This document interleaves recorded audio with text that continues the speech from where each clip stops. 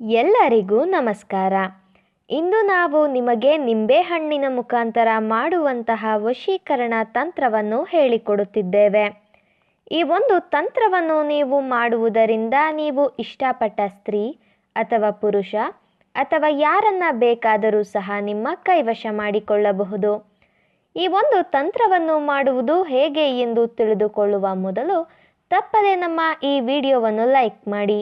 ಹಾಗೂ ನೀವಿನ್ನೂ ನಮ್ಮ ಚಾನಲನ್ನು ಸಬ್ಸ್ಕ್ರೈಬ್ ಮಾಡಿಲ್ಲ ಅಂದರೆ ಈ ಕೂಡಲೇ ಸಬ್ಸ್ಕ್ರೈಬ್ ಬಟನ್ ಮೇಲೆ ಕ್ಲಿಕ್ ಮಾಡಿ ಮತ್ತು ಪಕ್ಕದಲ್ಲೇ ಬರೋ ಬೆಲ್ ಐಕಾನ್ ಮೇಲೆ ಕೂಡ ಕ್ಲಿಕ್ ಮಾಡಿ. ಈ ತಂತ್ರವನ್ನು ನೀವು ಭಾನುವಾರದ ದಿನ ರಾತ್ರಿಯ ಸಮಯದಲ್ಲಿ ಮಾಡಬೇಕು. ಈ ತಂತ್ರವನ್ನು ಮಾಡುವುದಕ್ಕೆ ಒಂದು ನಿಂಬೆಹಣ್ಣು, ಪೆನ್ ಹಾಗೂ ಕೆಂಪು ಬಟ್ಟೆ ಬೇಕಾಗುತ್ತದೆ. ಮೊದಲಿಗೆ ಪೆನ್ನಿನ ಸಹಾಯದಿಂದ ನಿಂಬೆಹಣ್ಣಿನ ಮೇಲೆ ನೀವು ಯಾರನ್ನು ನಿಮ್ಮ ಕೈವಶ ಮಾಡಿಕೊಳ್ಳಬೇಕು ಅಂತ ಇರ್ತೀರಾ ಅವರ ಹೆಸರನ್ನು ಬರೆಯಬೇಕು.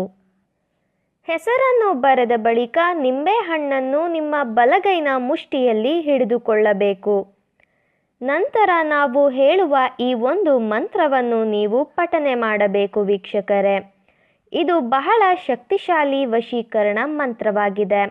ದಯವಿಟ್ಟು ಈ ಮಂತ್ರವನ್ನು ಕೆಟ್ಟದ್ದಕ್ಕೆ ಬಳಸಬೇಡಿ. ಆ ಶಕ್ತಿಶಾಲಿ ವಶೀಕರಣ ಮಂತ್ರ ಯಾವುದು ಎಂದರೆ ನಾಂ ವಶೀಕರಣಂ ಭವಂತು.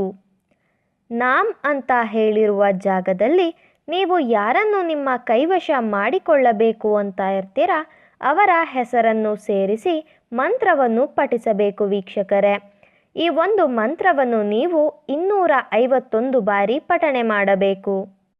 ನಂತರ ಮಂತ್ರವನ್ನು ಪಠನೆ ಮಾಡಿದ ಬಳಿಕ ನೀವು ನಿಂಬೆಹಣ್ಣನ್ನು ಹೆಸರು ಬರೆದಿರುವ ಜಾಗದ ಮಧ್ಯಭಾಗದಲ್ಲಿ ನಿಂಬೆಹಣ್ಣನ್ನು ಕಟ್ ಮಾಡಿಬಿಡಬೇಕು. ನಂತರ ಮತ್ತೊಮ್ಮೆ ನೀವು 251 ಬಾರಿ ಮಂತ್ರವನ್ನು ಪುನಃ ಪಠನೆ ಮಾಡಬೇಕು. ನಿಂಬೆಹಣ್ಣಿನ ಕಟ್ ಮಾಡಿದ ಒಂದು ಭಾಗವನ್ನು ಅರಳಿ ಮರದ ಬುಡದಲ್ಲಿ ಹೂತು ಹಾಕಿ ಬಿಡಬೇಕು ಹಾಗೂ ಉಳಿದ ಅರ್ಧ ಭಾಗವನ್ನು ಹರಿಯುವ ನೀರಿನಲ್ಲಿ ಬಿಟ್ಟು ಬಿಡಬೇಕು ವೀಕ್ಷಕರೇ.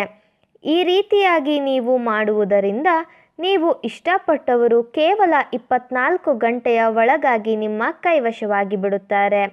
ಈ ವಶೀಕರಣ ತಂತ್ರ ಬಹಳ ಶಕ್ತಿಶಾಲಿಯಾಗಿದೆ. ದಯವಿಟ್ಟು ಈ ತಂತ್ರವನ್ನು ಕೆಟ್ಟದ್ದಕ್ಕೆ ಬಳಸಬೇಡಿ, ಒಳ್ಳೆಯದಕ್ಕೆ ಬಳಸಿ. ಈ ತಂತ್ರವನ್ನು ಮಾಡುವಲ್ಲಿ ನೀವು ಯಶಸ್ವಿಯಾಗದಿದ್ದರೆ ಸ್ಕ್ರೀನ್ ಮೇಲೆ ಡಿಸ್ಪ್ಲೇ ಆಗುತ್ತಿರುವ ನಮ್ಮ ಗುರೂಜಿ ನಂಬರ್ಗೆ ಕರೆ ಮಾಡಿ. ನಿಮ್ಮ ಎಲ್ಲ ಕಷ್ಟಗಳಿಗೂ ಕೂಡ ಪರಿಹಾರ ದೊರಕಿಸಿಕೊಡುತ್ತಾರೆ. ಈ ವಶೀಕರಣ ತಂತ್ರ ನಿಮಗೆ ಇಷ್ಟ ಆದಲ್ಲಿ ವಿಡಿಯೋವನ್ನು ಲೈಕ್ ಮಾಡಿ, ಶೇರ್ ಮಾಡಿ ಹಾಗೂ ಕಮೆಂಟ್ ಮಾಡಿ. ವಿಡಿಯೋ ನೋಡಿದ ಎಲ್ಲರಿಗೂ ಕೂಡ ಧನ್ಯವಾದಗಳು.